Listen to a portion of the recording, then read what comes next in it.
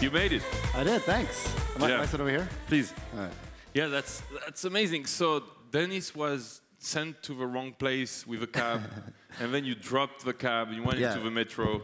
The cab sent me all the way over to the east side of Paris, and I raced to get back up because I thought this was at 2:30 too. So I've been all messed up today. Yeah. So, well, I guess that demonstrates how you master location. Yeah, the master of all things location. Found my way here on the metro, one piece. Yeah. So tell me, it's I think one of the first times, if not the first, second time, I think you speak in Europe. So you're not that often in Europe. Yeah. I mean, I gave a talk in Amsterdam about a year ago, but I think since then it's been, this is the first time I've met a lot of folks here. No, I know, and I really appreciate you made time for us. Yeah, well, thanks for having me. People think you have 200 employees, but you don't, right? Yeah, this comes up all the time. I was actually walking through the hallways here, and people are saying, "Oh, we've been trying to reach your biz dev people and your press people." And I'm like, everyone thinks we're this huge 200-person company, and like we're just about to break 40 people. And a year ago, what is it? December? A year ago, we were 4 people. And wow. So we've been growing very, very quickly. And so happy to talk to all you guys. Just be patient because we're starting to get the pieces together. That's going to make all this stuff work. So it'll be easier for us to work with agencies and brands and merchants, and all that stuff's coming. Who uses Foursquare in the room? Come on, really? That's awesome. That's like the best thing ever. I swear to God, last time I gave like a talk like this, if the last time I was in Europe and gave a talk like this, I'd be like, does anyone even know what we're doing? And like 2 hands would go up, and then I have to go through like 40 slides to show them. So it makes my job much easier when people know what we're talking about already. So that must feel pretty good, right? Yeah, it's awesome. It's fantastic. So you've done a badge for us for LeWeb. Yeah, we got bullied into it. I thought you were going to punch me in the face if we didn't do it for you. But come on. No. We're happy to do it. So we're thinking all these different ways we can do event badges and whatnot. Not violent.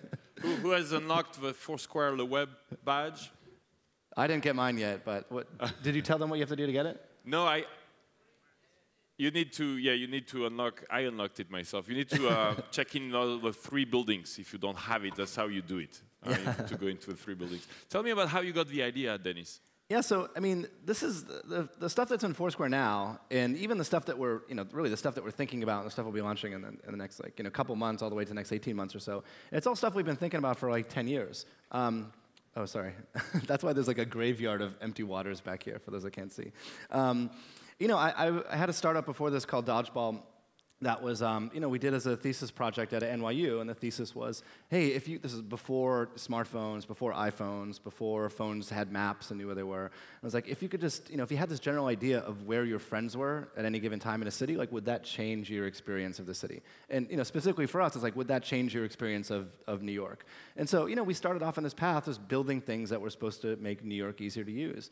And that's what Dodgeball came into. Did anyone ever use Dodgeball or hear about Dodgeball? A couple people? Yeah, it's like 2005, right? So we brought it to Google, and we tried to work on some of that stuff there, and ultimately ended up moving on. And then once Dodgeball got turned off, I was sharing office space with another company where I met my co-founder Naveen, and we said we should resurrect some of these ideas. Like the phones are better, people understand how Twitter and Facebook work, and it's just the timing is much better.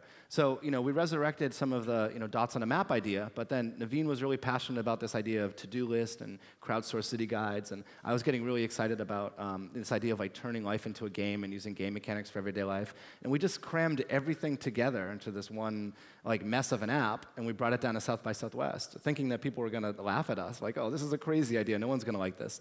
And then here we are, like, less than 2 years later, and we're over 5 million people, and like everyone in the room has heard of it, and it's just like it's great for us. It's a lot of fun. 5 million users? Yeah, we broke 5 million users last week. Yeah, thanks. Wow. And how does it split worldwide? Do you have any stats around like how much US, how much Europe? Yeah, I haven't looked at the stats in a while, but the last time we looked, which is it's a couple months ago, we just hired an engineer that only does stats, which is like he's like everyone's favorite employee now.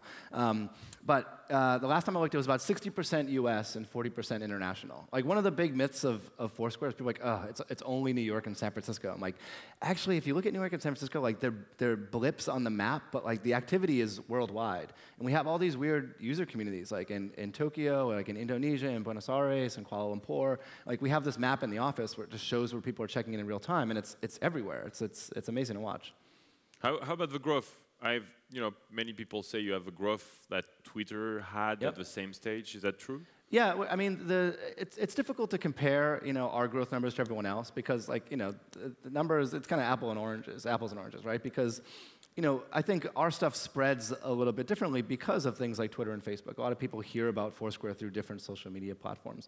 But yeah, the numbers are really impressive. Like we're picking up maybe 25,000 new users a day now, which is crazy, And we're seeing almost like 2 million check-ins a day, and it's just like the activity that we're getting from users is great. So, for the entrepreneurs in the room, has it just hit you, that type of growth, or do you have any secret sauce you can share with us? Well, I mean, this is. Start at the beginning. You have a service that is not popular right at the beginning. It took. So how long did it take to kind of? Was anyone at South by Southwest in 2009 when we launched? Yeah, it worked. I was looking at the screenshots from it the other day, and I'm like, this app is ugly. And, we had a nice peak, and the peak that I'm talking about was 4,000 users. Oh, look at that, 4,000 users. That's awesome. And then what happened is it just, the usage trailed off. The product it was kind of half-baked. We raced to get it for South by Southwest. It only worked on the iPhone, and it barely worked.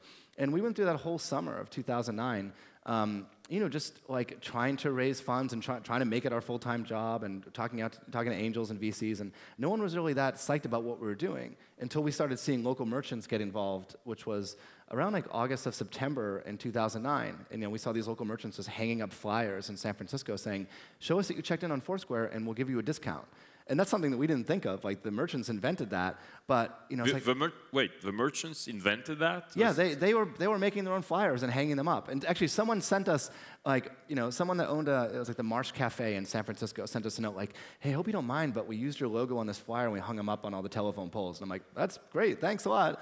And we started hearing that people were actually doing that. People would see the flyer and show it, and they would get their free ticket to go see a band player, or they would get their $1 off their coffee, and then other merchants started doing it. And so we looked man, we should start making tools specifically for merchants. And this wasn't the plan. The plan was just to make something that our friends wanted to use. And then we started seeing the merchants get involved, and it's well, this is a real business here. And then the investors started catching on, and that's when we had that crazy process of the Series A. And then, how much did you raise, Series A? For the Series A, we raised just over $1 million, and that enabled us to hire. I think we hired about we got up to about 8 people, and it took us to about March or so. We really started looking at a Series B. And then for our Series B, we raised $20 million from Andreessen Horowitz, and that was at the end of June. And you've raised those $20 million by refusing an acquisition offer from Facebook, right? Well, yeah, I mean, we talked to people about what is the best thing for the company, and we were thinking, should we keep the company independent? Should we go partner with someone else? And at that time we were 15 people or so, and we're just trying to figure out what the destiny of the product is and what the destiny of the company is. I think the most frustrating thing for me was to have all these ideas for a long time with Dodgeball not being able to execute on them. And we were just really this is our best shot to get this stuff done and get it out there and get the things that are in our heads in the hands of everyone in this room. How old are you, Dennis? I'm 34. 34, and you got an offer for 140 million, right? There were people were throwing out stuff like that in that ballpark. In that ballpark. Well, we talked to a bunch of folks. We're not going to not to name any names. Facebook. Who else? Google? No, I mean that's all in the past. Microsoft. No, we talked to a couple folks. There's a couple numbers thrown out. It's in the past, so now you can talk. It was funny because there was acquisition offers and there were Series B evaluations, and they were all over the place, and it was just a crazy time. If anyone followed the Series B fundraising on TechCrunch and Mashable, it was just it was crazy. It went on for 4 months. It was in the Wall Street Journal all the time. It was incredibly distracting for the company, and we've learned a big lesson there. So the lesson is just keep your head down and continue doing the things that we need to do. And it's if the thing that we're most passionate about is building product. But you've not had an exit yet yourself, right? Have you? Well, yeah, we sold Dodgeball to Google. Right. Sorry. Yeah. But you refused 50 million or 100 million for yourself? Well, we decided another way to answer the question. How tough is that? You have, I don't know, let's say 100 just to put a number, or 50, just for yourself, $50 million. Yeah. And you're no. What are you going to do? You're just going to, I don't know. Some people find ways to use that. Yeah, I mean, like, listen, the reason we're, I don't, if you did a poll at Foursquare and you said how many people are in this room to get really rich, like, I don't know how many hands would go up. Like, we're doing this stuff because, you know, what gets me fired up is when I'm here and people are like, anyone use Foursquare? And I'm like, maybe like 10 hands will go up, maybe some of them, and like, from here, it looks like a majority of hands go up. And, you know, we're building things that people want to use and people are excited about. I don't want to upset you, Dennis. Oh, no, I'm not upset. I'm just like, that's the stuff that gets me excited, you know? So where do you take it? And we'll take a few questions. I have a mic here. Is there anyone with questions? Good. Could you like line up here? And I'll do one more. And just tell me about the future. Then we'll take Jeremiah and this gentleman here. Either someone shows up or I have a mic. I'll give it to you myself. Yeah. Just the future of what we're doing? Yeah, like so you're not selling. You've raised tons of money. I mean, for 40 people, that's a lot of money. Yeah. Well, that gets us going for like another year or so. So like it gets us further down that roadmap. You know, we've been thinking about this stuff for so long. It's like some of the thoughts like are from like I used to work at this startup called Vindigo back in the day, and I was thinking about this stuff then. And then with the early versions of Dodgeball, then through grad school, then through Dodgeball again. And you know, we've got a room back at the office. It's like 30 people that have been thinking about this stuff for forever. And so we can just keep building. Like we know what the roadmap looks like. It's just a matter of getting enough people in the room to execute on everything. Okay, well, let's take questions. Jeremiah. Test. Hey, Dennis, how you doing? Hi. You know, the Starbucks integration was really interesting. Can you comment about that and how companies can work with Foursquare other than just local merchants? Yeah, sure. So, you know, when the first stuff that came around was all the local merchants, like the mom and pop coffee shops. And then, of course, you start hearing from big chains, which broke everything that we had built because it was all like Foursquare and then one venue. And then Starbucks is like, oh yeah, but we have 14,000 locations. And so we have to build all these additional tools into it. And so then once we did the stuff with Starbucks, we've done it with The Gap, we've done it with Sports Authority, we've done stuff with Radio Shack and Toys R Us. And so now we've got all these robust tools for, you know, just for, you know, mom and pops with like 1 or 3 venues and like big retail chains. But, you know, a lot of the stuff that we're starting to experiment with is like, what is the next version of a loyalty card look like? You ever go to like a sandwich shop and they stamp it 10 times? Or we're building smarter versions of those, where it's not just, I was here 10 times, but I brought 10 friends here. Or, you know, I tried 10 different things on the menu. Or, you know, I've been here once a week for the last 10 weeks or something. And merchants can set up anything that they want as a way to like, you know, really reward their best customers. Test. Keep so I'll stop after this. So the rumor on the street is, and I talked to all the brands, that to get a badge, a branded badge, it's about $50K. Can you confirm what the pricing actually is for brands? Oh well, there's no firm price on it. It depends on it really depends on a number of factors, like the type of like who the partner is and the type of exposure that we get, and like is it something that's brand new and really beneficial to the users, or is it something that we've done before? So it's a little bit all over the place. One of the things that we're working on now is like we know that it's been really difficult for brands to work with us. Just you know, we're 40 people, and like a month ago we were like 25 people, or 2 months ago. And so we're building a lot of self-service tools that let people come in and say, like, oh, this is my brand, this is my venue, this is, you know, my collection of venues. So like our biz dev guys don't have to get on the phone all the time. They can just make that stuff happen. Cool. Hey, I'm Dan. Hi. If you have more questions, you can just line up. I'd like to ask what's going to be next. I mean, all the brands are happy and they build stuff on top of Foursquare. So all the customers get checked in, unlock their city, and what's then? They've got discounts. They have like billions of other services to get discounts. Or don't you think of some stuff they can do with it? Yeah, well, I think you know, the big opportunity is to build things that take advantage of like all the history data, right? So the average Foursquare user checks in somewhere between 3 and 4 times a day, and it's, you know, it's either breakfast, lunch, and dinner, or lunch, dinner, and drinks. So, and you know, if you look at that as just like, you know, a snapshot of one day, it's like not terribly interesting. But if someone does that over the course of 2 or 3 months, like you have these paths of the way that people move through cities and the people that they interact with, and you know, you can start doing really smart things with that. In the same way that, you know, Netflix and Amazon can track the way you move through the site and the movies you watch and the movies that you review. You can do the same thing with local merchants, and you can do the same thing with experiences. You can do the same thing with people and places. And it's like all that stuff is kind of untapped, and that's one of the things that we're, you know, most excited about. Just keep talking.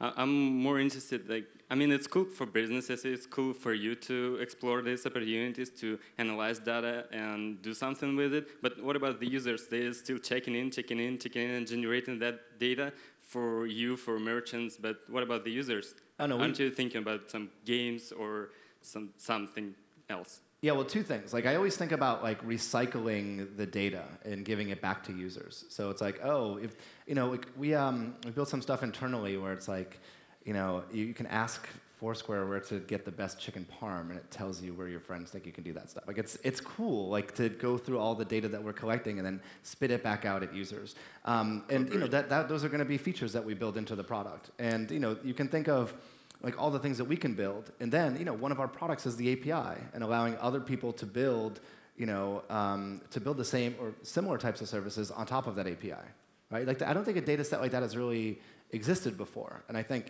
part of the reasons we built Foursquare is because we didn't have access to that data set. So our thought was like, well, we should build this product. We'll have the data. We'll give the data back to the users, and just let people build whatever they want. Okay, great. Wait. I have a question for you. Can you introduce yourself? Because I like your shirt. You have a walking prototype and you're looking for VC. See, how cool is that? I mean, really, like, I love that. It's actually, can you do your pitch? So maybe Dennis wants to invest. Yeah, I'm kind of do what I asked. So we're doing a scavenger game. Where are you from? What's your name? I'm Daniel, and I'm from Siberia. You actually gave me a free ticket to that. Yeah, see? From Siberia. Right. Right. Yeah, we give a few passes away on Facebook and on Twitter, and when I saw Siberia, I was like, that has to be... Yeah, there's nothing there, absolutely. I was... for my grad research... Siberia, wow. For my grad research, I was analyzing Twitter data in order to apply collaborative filtering algorithm and generate some something interesting for the users, like links they might be interested. But nobody knows what Twitter is in Siberia, and how could I explain what the collaborative filtering on top of Twitter's data is? So that's why I'm here. That's awesome. Really, I really hope I really hope you find some funding. So it's great you made it. Yeah. Thanks for pitching. Thank you. So we'll recognize your T-shirt and invest in your company. Thank you. Thanks. Next question. Hi, Dennis. Tara Hunt. Don't line more people because I think we'll be running out of time. But stay there. We'll see how we're doing. I know we might have some cancellations after. So let's keep you for a few minutes. Okay.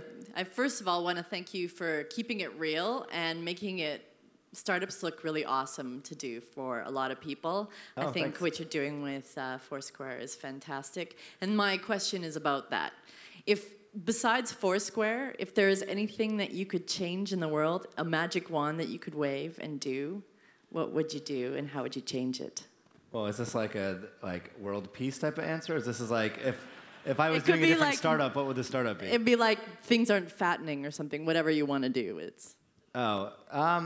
I don't know. I mean, I really enjoy building products, and I don't think if we were doing this, we'd probably be working with similar people trying to solve different problems. And if they weren't problems related to like our lives in New York City, they'd be related to like socializing with our friends. I don't know. I mean, our whole thing has been like we never set out to make companies.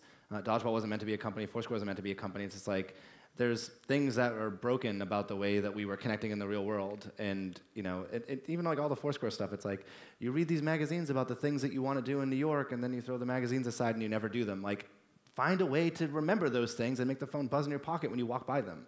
That's like the thing we want to fix because it makes our experiences richer. So, I mean, we start with the things that we think are going to make our lives more interesting. We try to build them, and it turns out when you build them just the right way, it turns out other people like them too. Well, thank you for doing that. Cool. Thanks. Next. Hi, Loic. How are you? My name is Alina. Hi. I'm from 360 Fashion, and recently I looked on Facebook, and they're doing the whole checking in, checking out type of thing. And does that make you nervous? Is there some competition there, or is there a way to integrate? How do you see that whole checking in, checking out? Yeah. Well, we started seeing a lot of people doing it. So like we did we did the check-in stuff with Dodgeball, and there was a couple other competitors that came out of that a couple years ago. And then once Foursquare started taking off, and the early days of Foursquare, people were like, you tried this before and it didn't work. Like, why are you even bothering again? But now that we showed that people are into it, then it spawned a ton of competitors and people that are like inspired by a lot of the stuff that we're doing. Generally it's good. I mean, Facebook and Twitter have shown the way. I've shown people like how to share things online, and they've taught like millions of users how to do those things. And I think what we're doing is trying to teach people how to share and experience things like from the offline world, from the real world. Like, you don't check in from your laptop, you check in from your phone. And it's all about, going out in the world and experiencing things and then taking those particular experiences and bundling them up in a certain way so that other people can experience them too. So I think that that's our unique approach on things. And, I think while other people are offering other check-in services, I don't think anyone has the same approach that we do, like to make the world a little bit more fun and playful through game dynamics, to help drive and push people to be more adventurous and experience new things through game mechanics and some of the social utility. So I think that's one of the things that's really just going to keep Foursquare unique and independent for a while. Do you think there'll be like a master check-in service? I think that stuff will eventually, evolve. Like everyone's, we're still kind of in the plumbing business. Like we're building these clients and we're building this platform, and people are building platforms that connect all these different things. And we're one of those platforms as well. We've got Instagram and food spotting and all these other apps sending check-ins into us. And all that stuff is going to work itself out. But for now, we just we focus on trying to build the best products we can. Thank you. We'll try to get all of those real quick. They're gonna kill me over there, but that should be fine. Okay. Hello, Dennis. But no more, please. My name is Adam. I'm from Prague now, Czech Republic. Thank you very much for Foursquare. My friends were checking from St. Martin in Caribbean and became mayors there just recently. Very happy about it. I just want to ask, you mentioned that the people are checking in all around the world. What do you think about making more localized or national versions, or about the localization issue in general? Because let's say in Europe, we are still not everybody's using English. Yeah. And it's a local service, so the focus on local cooperation is going to be probably much bigger than in other cases. Yeah, I think that's a problem with the service right now. Is it is a lot of the stuff feels U.S. centric, and everything's in English right now, and we have fixes for that coming shortly. So I wish we fixed it a while ago, but we're going to fix it soon. So we should talk in like a month. Hire 500 people. You have someone from Siberia here, and they can help. We'll be holding interviews in the hallway. Anyone we're hiring. We have an office in New York and San Francisco. Anyone wants to work for Foursquare? Raise your hand. Foursquare.com/jobs. See, New York, San Francisco. 20 candidates right there. All right, thank you. Queiroz from Brazil, but I'm producing a TV program around the world. And can you talk a little bit more about this partnership with Endemol? Yeah, it's funny. Do you guys know the Endemol thing? Anyone? So yeah, a couple people. Tell everybody. Yeah. So the Endemol is a TV production company, and I think they're the guys behind Big Brother, right? And it's funny. We have all these people that are like, we want to do a documentary about Foursquare. We want to make a TV show about Foursquare. Like, we want Foursquare to be in music videos. And it's like, listen, we're building software. Like, we want to do all these things. We got to figure out a way to make it happen. So they came to us and they said, hey, we want to, we may want to do a show around this. And we don't know what the show is. Like, we'll probably get, I think we have like, creative input into it. But who knows? It could be like an amazing race that's about Foursquare. It could be Big Brother with Foursquare. So I don't know what's going to come out of it, but I'm really excited to see like what does come out of it. Cool. Thank you. Hi, everyone. I'm Jean-Jacques. I have one question because Facebook just launched the check-in thing, and I can see you're still very confident. I'd like to know what's your secret weapon that will launch to face the check-in.